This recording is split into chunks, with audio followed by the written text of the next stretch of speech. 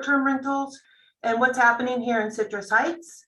We'll present and discuss some options, go over some common regulations, and look for direction or input from you on some possible next steps.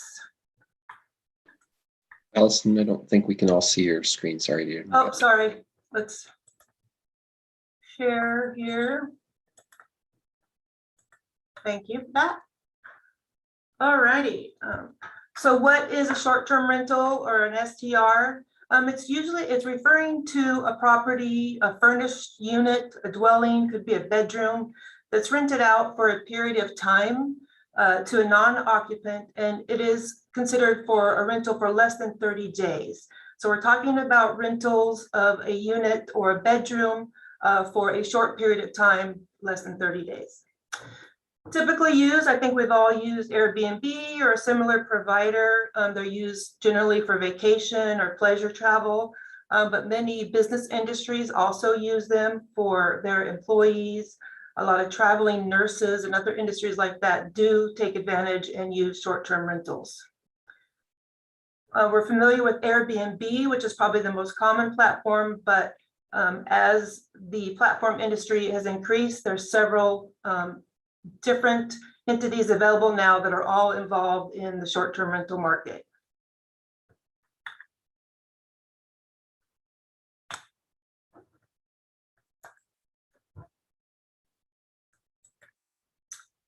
So short-term rentals, this is industry-wide information. So this is not specific to Citrus Heights, but it's what the industry is now seeing.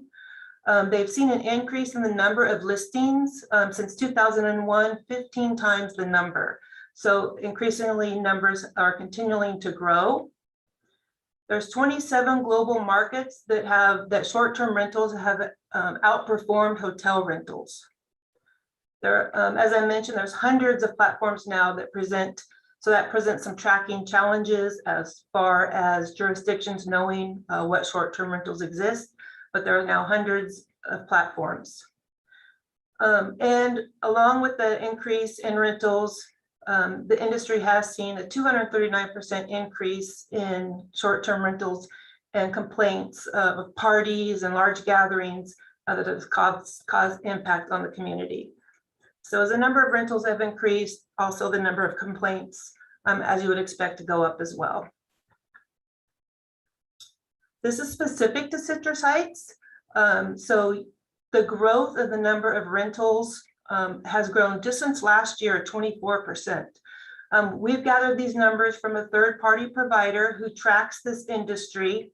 And so they have our data, and they said last year, you had just under 60 rentals.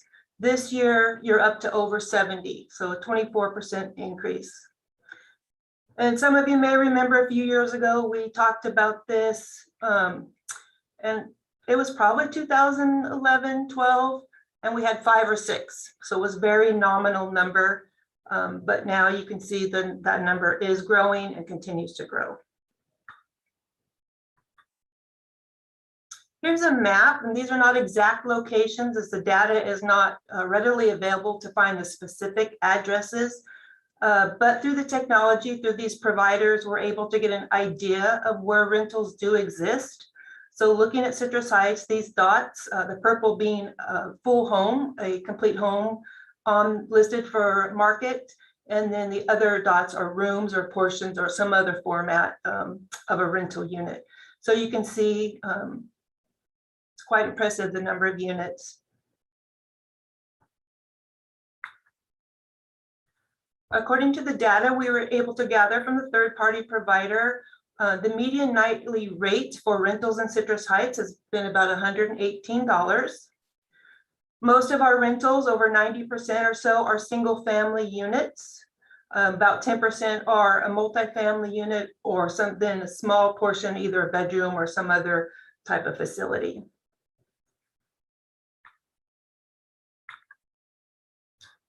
And most of our rentals, according to this, you can see are from the Airbnb booking line is where they're advertised the most. But Expedia, TripAdvisor, other ones also do have a share of the pie of what is available in Citrus Heights. So tonight we want to talk about short-term rentals. The city of Citrus Heights, currently we do not have any specific regulations to short-term rentals. If you own a home, you're able to use it as a short-term rental. Whether you live there, you don't live there, you can short-term rental out a bedroom or the entire home without any current regulation. As expected, due to the number of increase in short-term rentals in the city, the police department, who is here with me tonight too, should you have any specific questions, they have received a number of calls, an increase in the number of calls for service to disturbances, and then come to find out through their investigations that unit is being used as a short-term rental. And since we have shown that there is a continued popularity in the number of rentals and is continuing to increase, we wanted to just present this data to you and talk to you and find out if there's an interest in any type of regulation of these units. There are some different options that we can talk through and get your feedback. Going with 3 different options or some form of these 3. We could continue as we are today, allow short-term rentals to continue. Basically, they're treated as a unit. Should there be activity reported through noise, parking, garbage, whatever they might be or have been in the past, they would just be handled through calls for service to the police department or code enforcement. And that is how we can do today, and we continue that. Additional option would be if we wanted to continue forward, no specific regulations to short-term rentals. And we can talk later about what those regulations may or may not be, but require some sort of registration or license that they file with us so we can gather the information needed. One, to learn where these units are. As I mentioned earlier, we don't have specific address listing, as that's not, information is not available. You do have to purchase that from an outside vendor, as VRBO or Airbnb will not share you the specific address. So we could require people using their facility, their home, as one of these units to register, or license or some permit. So we do know exactly where these units are. That also would provide us information to collect the TOT tax that we're due, as they should be submitting TOT. And option 3 would be we could do a more comprehensive program. We could establish regulations and a registration or permit process. That would allow us to work with the property owner, outline what their restrictions are. Is there a limit on the number of guests? Is there a minimum number of nights? Is there a visitor hour restriction? And this would really help that property owner put that information out there, so when he rents to his to any clients, they're familiar with the rules and of our community. That, in addition, would help with the collection of TOT, as we would have an identified address of where these units are. So let's talk about the different options. So option 1, as I said, is just kind of remain status quo, handle any situations that come up as we do today, and that's on a case-by-case basis. If we like to go with something like require registration or some sort of permit, business license, something rather simple, there are some advantages and disadvantages. As I mentioned, the advantages are we would know the location of the short-term rental. It would identify to us when that location, so we could monitor and collect our TOT. And then it would also provide some sort of ability for us to revoke a permit or the registration should they become a troubled property. One of the drawbacks with this I mentioned is we have to purchase the data to get the specific addresses so we can make contact with those property owners and initiate the registration process. It does not guarantee the elimination of party houses or any neighborhood impacts, as it would just be a registration process to know where these units are, and would not establish any operating conditions. So it does make it a little bit more challenging for code enforcement, as everything would be handled through just the typical complaint process. Option 3, the more comprehensive update. It would have an advantage as it would help minimize any public safety risks, as we would have more outline as far as enforcement and operational procedures for the short-term rental. It would help establish a chain of communication between the city and the operator and the renter. Again, identifies the location of the units for the collection of the lost TOT. It does would put out some sort of regulation or outline for the revocation of a permit. And it would help protect our neighborhoods from and our housing stock out there. Should someone to choose not to want to follow our registrations, maybe they don't want to continue using their home as a short-term rental because of any rules or regulations. So it would, in some regards, help protect the housing stock. It does come with its disadvantages as well. Again, we would have to purchase the data to start a program, so we would be able to contact the owners. Any regulation, as you know, comes at a cost of staff time and enforcement. And having a process for registration, it really does not guarantee the elimination of the party houses. As we know, there are many people, and most people, that would follow the rules, register their rental, and comply, but there are those facilities that would still continue to operate outside the guidelines and not register their property. We did extensive research with the help of police department on this and found that there are several jurisdictions nearby that do have regulations. So Sacramento County, City of Sacramento, Rockland, Roseville, all have regulations pertaining to short-term rentals. Folsom and Rancho Cordova do not. And just to give you an idea of the type of topics that are regulated that intended to help with the regulation of these units, there's a licensing requirement or permit requirement. As you can see, the ones that do have regulations do require that. They all require the payment of TOT.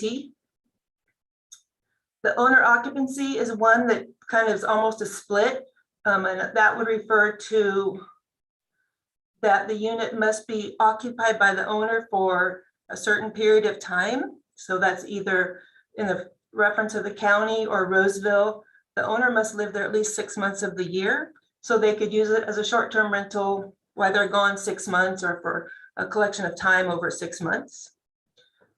Other jurisdictions do not have that requirement, so you can rent your home out anytime, or you don't even have to live there.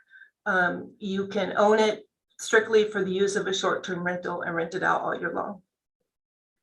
Some jurisdictions have a maximum number of days that it can be used, from 90 days to 182 days, versus some have no limit.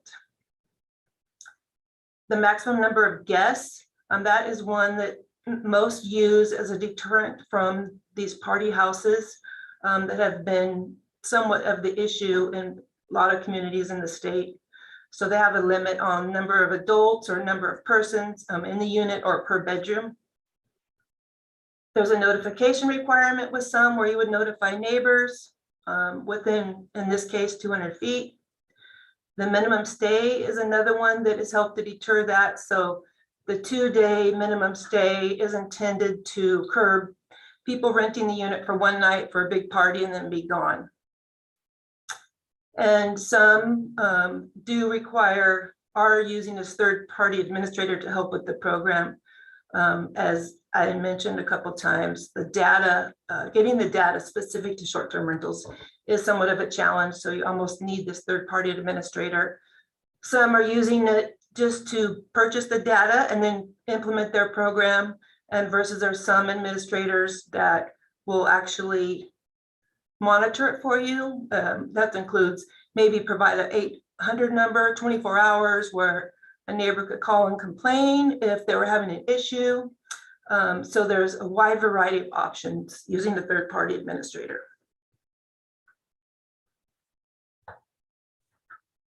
And should you give direction for regulations, there's no good regulations without, some good policy objectives. And so considerations of those would be things like, the regulation is really intended to provide our homeowners, our community with an option to generate extra income, but also have a protection of our housing stock. We want to minimize public safety risks in regard to noise, trash, parking issues. Those are the biggest ones that have come up with short-term rentals in neighborhoods. We do want to ensure that we're not losing out on any tax revenue that we're due, and that would be the TOT tax. Would be interested in adopting a program should we do that's really enforceable, it's simple, and it is self-funding, meaning that any fees we collect would be used just to fund the program. And then adopt this registration or permit process, that's simple and viable for not only city staff, but for the owner. So that's kind of the highlight of why we're here, what's been happening in the industry and in the city. So welcome your feedback, and depending on your selection or what you'd like to do, I do have other questions, but we'll start with just some initial questions or comments right now. Thank you, Allison. Any questions or comments? Jeannie? Thank you, Ally, for that work and that report. I've got several questions. Having used VRBO myself in some travels, it's really a nice option to hotels. But so my first question is, how big is the problem for our police department as it exists today? Good question. Sergeant, I think you're on. Would you like to cover that?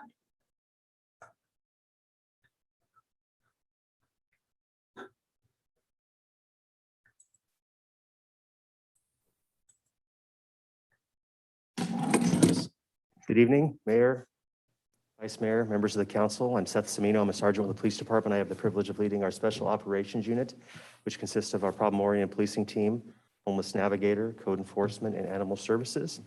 In specific relation to your question, we have had some issues and some concerns year to date. We've had 11 specific calls. I would say 4 of those we would highlight as public safety concerns. On some of these occasions, known gang members and weapons violation arrests were made at these locations. Very, very large parties where the police department had to disperse the persons that were there. One of the occasions we had, well, actually 2 occasions we had people flee from us at the time. So there is some public safety concern in relation to that. Okay. Do you see it as a growing problem? Yes. Seeing these initial contacts and these concerns, we reached out to our law enforcement regional partners and asked them specifically in regards to it. We saw it as a new trend here in the city of Citrus Heights, but one that potentially could pose a public safety concern. Our law enforcement partners indicated that left unregulated, they did see an increase in calls for service to their short-term rentals, specifically noise complaints, parking issues, large parties, short stay traffic. Okay, thank you. Excuse me, just real quick before you walk away. I just want to make sure I heard you correctly. You said we've responded to 11 of these calls? 11 of these units? Yeah, through our data, we've had 11 calls for service year to date, yes. And do you know, have they been repeat offenders on some of those calls? We have had an address that is a repeat, yes, sir. So we have a problem child. There is a house that has been a repeat, yes. Okay, thank you. Yes, Thank sir. you very much. How does that compare to years past, Officer or Sergeant? It's an increase. I apologize. I don't have, we saw the increase of 24%. I can't tell you what it looked like in 2020 or 19, Okay, but we have had 11 so far this year. okay, thank you. Okay, I think that's my Go only too far, but police-related question. So thank you. Okay, so my next question is, what is the rate for the TOT tax? It's a 12% rate. And we have that in place already for our That is in place already, and so currently we do have a 12% TOT tax. It is part of our municipal code. We have the one hotel that we have does remit that monthly. Short-term rentals would be classified under that TOT definition as a hotel in our code, and right now it would be just up to the operator on their own to submit that requirement. But we don't have any that are doing that. Okay, do we have a mechanism I mean, basically what I'm hearing you say, Allison, is that the tax is in place, they're supposed to pay it, but they're not. Correct. And we don't have, our difficulty is we don't know where these units are. We only, as a map I showed, those are general areas according to data collected from the service providers. But we don't know the specific addresses to do that outreach. So So do they any- have, okay, Any property owner sending it in, which they're not, would be doing it of their own. okay, so are they required, if they sign up with Airbnb or one of the other platforms, are they required to, well, of course, they have to have their address, but is Airbnb, I thought I heard somewhere along the way that they were going to be collecting TOT and then passing it on to the municipalities. Is that not in place? They do have jurisdictions that they do that for. They have worked that out with specific jurisdictions. I think they do that for the city of Sacramento. When you look at their list of jurisdictions, they're rather large. They're counties, they're very large cities. So it is something you'd have to work out with those specific vendors. But there are, even though Airbnb is our largest vendor, there are other carriers or other providers that we wouldn't have that arrangement with. From what I understand, I think police department talked to a couple jurisdictions who, I think in the city of Sac, who are on that TOT revenue where Airbnb collects it and remits it. The difficulty is Airbnb will collect that required TOT tax and forward it on to the jurisdiction, but they do just send you a check. So you don't really know which There's no what unit accounting. those are coming from, where they're coming from, and so forth. So there are some challenges to that as well. Okay. And according to the data we got, just real quickly, if you take the median nightly rate that we had and the number of nights, assuming this 20% occupancy rate, which is what the vendor we talked to uses as a general assumption for our area, you can see that we would expect it could be more or less, but about $74,000 a year in TOT tax. That is due to us now. We're just not receiving it. Okay, then what, you referred to the cost to purchase the data to find out where the exact addresses are that are already involved in this short-term rental. What would that cost be? Correct me if I'm wrong, Casey, there's several different levels that you can purchase. One being they could just give us the data and it would be static. You're not really tied in to getting any updates. But you could, for that would be for a couple $1,000s versus some of the jurisdictions that are using the full implementation of this party as administrator. So the permit or the license is filed with them. It's issued by them, and then they also act as a support person to receive complaint phone calls. They have an 800 number that anyone can call 24 hours a day, and they have contact with the property owner who has agreed to be within a 30-minute or 1 hour window to respond to any calls. So there is a variety of functions that can go from a couple $1,000s one time to maybe an annual cost of $20,000 or so. Does that sound right, Casey? Yes, that's the ballpark. It's probably between 5,000 and 20,000, depending on what options you choose. So obviously any process we developed would have to, recoup those costs. But you can see from the estimated TOT tax, we would be covering that. Those are my initial questions. Thank you. I had, could you back up to the surrounding jurisdictions on the slides? Oh, there we go. Or to where, what they actually do. There you go. Thank you. My concern, I definitely believe we need something in place before something really bad happens. And I'm just reminded of the incident in Orinda a year or two ago where, you know, it was all underage and there was a shooting and I think it was multiple folks were murdered. And, you know, if that happened here with, and we did nothing, I think we'd have a lot of questions to answer. I like the fact that the county and Roseville really align with what I was thinking because they're the only two organizations, agencies that touch on our borders and it would be consistent. So I like that. I just wanted to throw that in there. I think with this TOT, this isn't a battle we should fight. I think the legislature needs to step in. Maybe we need to elevate this to the League of Cities and because I'm sure everybody's losing out and they're required by law. So this, I didn't know. I forgot we had one hotel. So we actually do have a TOT tax. But I like the maximum guest. The one thing I throw in there maybe on the minimum stay is 3 days on holidays. You know, I see that with resorts and places we go that you're not booking a holiday for one night. You got to do it for 3 nights. I don't know if that's doable with these folks, but yeah, if they're not operating legally and doing the accounting for the taxes, I can't believe they just send us a check and it's not itemized or anything like that. That just doesn't sound right. That needs to be corrected somehow, but I don't think that's something we can That's do. what Airbnb does. Not the county. Right. Did I say county? I meant Airbnb just sends a check for, Yeah. and that just doesn't make sense. Trust me. I trust. It's the right amount of money. Trust me. Oh, yeah.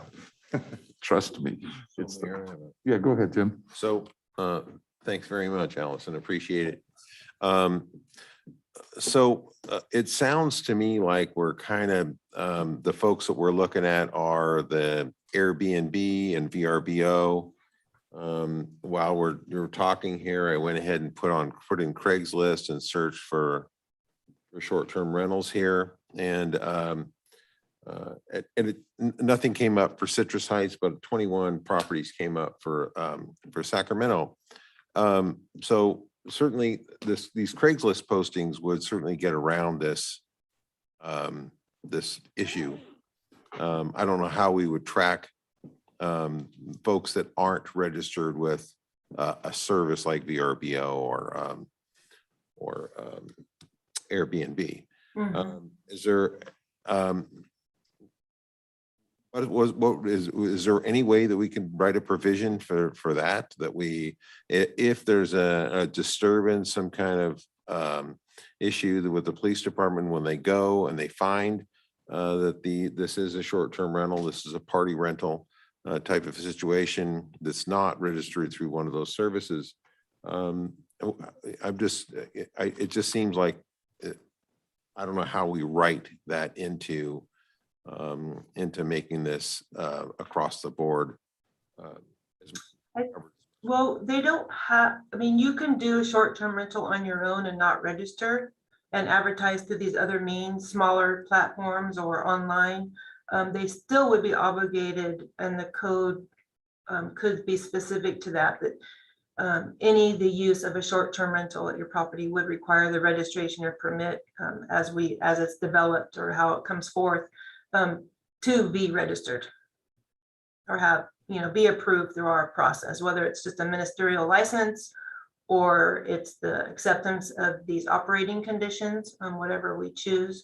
But it would be a requirement. And then if they're not, that would be through the enforcement actions and our partnership with the police department on notifying those should we discover that there is one happening. Well, I have a question for Sergeant Semino. Of these 11 properties, these 11 calls that we had, were all of them through VRBO or some kind of registered service, or was it just kind of independent? Did you find any that were independent, or how did that break down? I'm sorry, I can't answer that question specifically. Upon arrival at the scene, we discovered that it was an Airbnb, but I can't specifically say what company or group it was associated with. Sorry, sir, but I can look into that.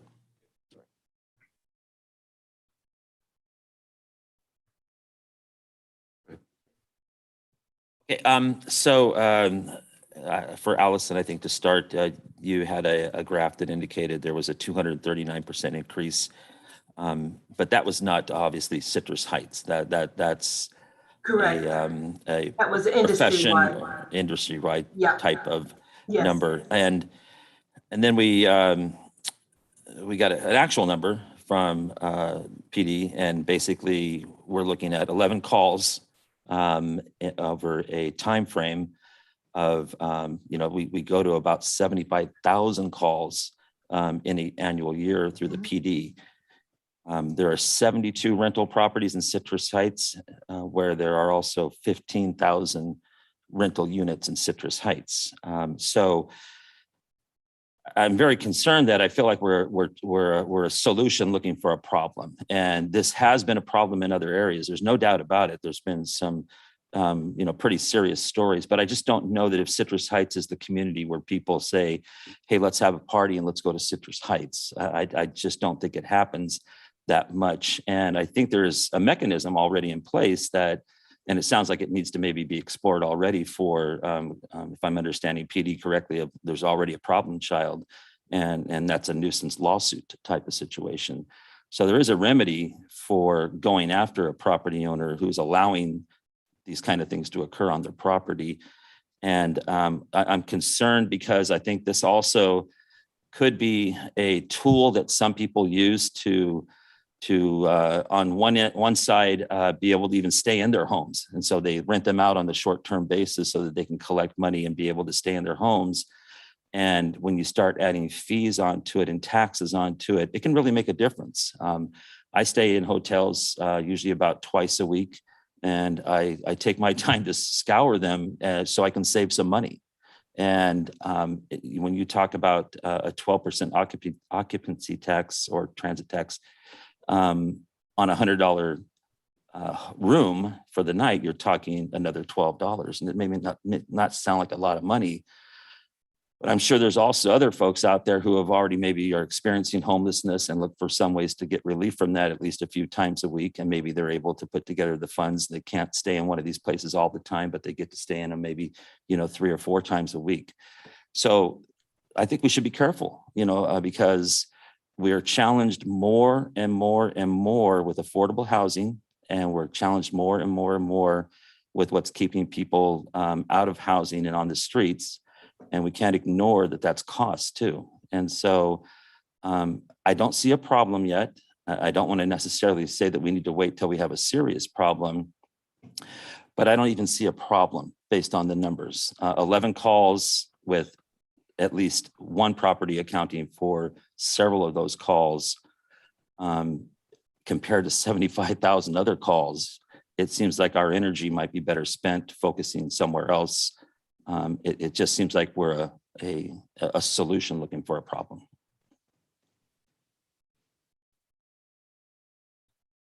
Yes.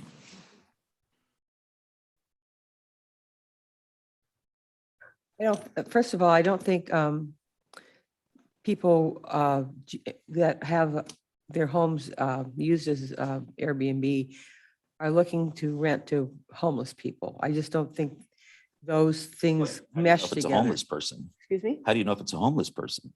Not everybody homeless is, Well, I actually, wigged out. let me finish my thought. Because people that rent homes out generally do a credit check or a background check. I have friends that have a home in Auburn that have done this for a long time. And so in two of the cities have third-party administrators. That'd be part of their function, would be to qualify people coming in for credit worthiness, background checks or whatever. But even having said that, I look at this as, I I think the points, other points that you made, Brett, were pretty valid. That some people do this because they need to supplement their income, to some degree. But I think in most part, it's a business, and I think at least they should have a business license. And at least they should pay a TOT. Beyond that, and I don't support putting down qualifications for minimum stays. That's up to them. If they, most people that rent for a long weekend, they're going to rent it for the whole weekend. They're not going to, because they have to clean in between each person that comes in and leaves. And they're not going to rent a house for one night, come in and clean it the next morning, rent it again. They're going to set their own criteria for holiday weekends or just weekend stay as a general practice. So I would support a business license because I have a business license to operate out of my home. And I think anybody who operates a business in Citrus Heights should have a business license. I support the TOT tax because they are operating as a hospitality place to stay, like a hotel or motel does. And I would also, because these homes are in residential neighborhoods, and the ones that I've stayed in are completely nondescript. You wouldn't know that they were not someone's home living there.